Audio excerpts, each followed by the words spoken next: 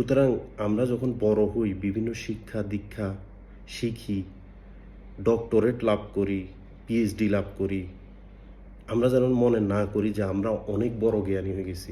পৃথিবীতে কেউ যদি পিএইচডিও লাভ করে এই দুনিয়াটার ভিতরে, এখন আধুনিক রিসার্চে দেখা যাচ্ছে পিএইচডিটাও একটা মানুষের জ্ঞানের জন্য মানে কোনো সীমা না।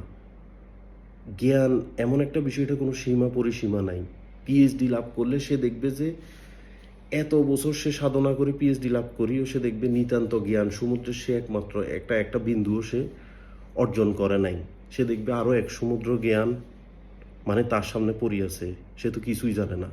কিন্তু যারা খুব অল্প শিখছে বা অল্প জানে, অথবা অল্পই মানে জ্ঞান লাভ করছে, হয়তো বা আল্লাহ তাকে জ্ঞান লাভ করার তৌফিক দান করো, তখন এরকম অনেক লোকে ধারণা করে কি আমি পৃথিবীর সব কিছু বুঝে গেছি, আমার আর বুঝের কোনো কিছু বাকি নেই, সব জানি, এগুলো আমি বলতে পারি, ওইটাও জানি এটাও জানি। তার মানে ওইটা হচ্ছে সীমিত জ্ঞানের অধিকারী মন মানসিকতা সম্পন্ন মানুষের চিন্তাধারা। তো সুতরাং জ্ঞান অসীম। আল্লাহ যাকে জ্ঞান দেয়, আল্লাহ যাকে প্রজ্ঞা দেয়, আল্লাহ যাকে হেদায়েত দেয়, সেই কেবল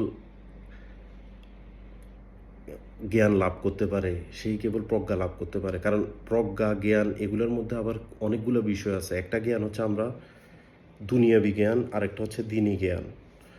একটা জিনিস আমরা একটা কলা কৌশল বিদ্যা শিখলাম, এটা কর্মটা করি, আমি টেকনিশিয়ান হইলাম, এই জিনিসটা আমি করতে পারি, ওইটার থেকে আমি আয় উপার্জন করি, এটা এক ধরনের পেশা বা বৃত্তির মতো। কিন্তু মানুষের যে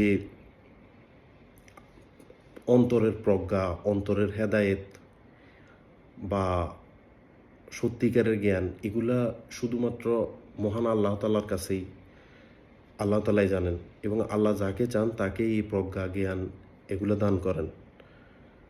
তো ইনশাল্লাহ আমরা যেন মনে না করি যে কয়েকটা বই পুস্তক পড়ছি, একটা বিশেষ ডিগ্রি নিছি, সার্টিফিকেট পাইছি, আমি অনেক কিছু শিখে গেছি। আমার সবার প্রতি মানে যারা আলহামদুলিল্লাহ বাংলাদেশি কলেজ বিশ্ববিদ্যালয় ইউনিভার্সিটিতে পড়ুয়া ছাত্রছাত্রী যারা আমার ভাই বোনেরা আছে, তাদের প্রতি আমার একটা বিশেষ আহ্বান, তারা যেন মনে না করে আমি সব বুঝে গেছি, ফিজিক্সের থিওরি নিউটনের 3টা সূত্র বুঝে গেছি মানে আমি দুনিয়া সব বুঝে গেছি। হ্যাঁ বুঝছি তো, প্রত্যেক ক্রিয়ার একটা সমান বিপরীত প্রতিক্রিয়া থাকে। বস্তুর ভরবেগের পরিবর্তনের হার এর উপর প্রযুক্ত বলের সমানুপাতিক, বল যেদিকে ক্রিয়া করে ভরবেগ সেদিকে পরিবর্তন হয়। তুই জানোস বেটা এটা, আমি তো বুঝে গেছি। না,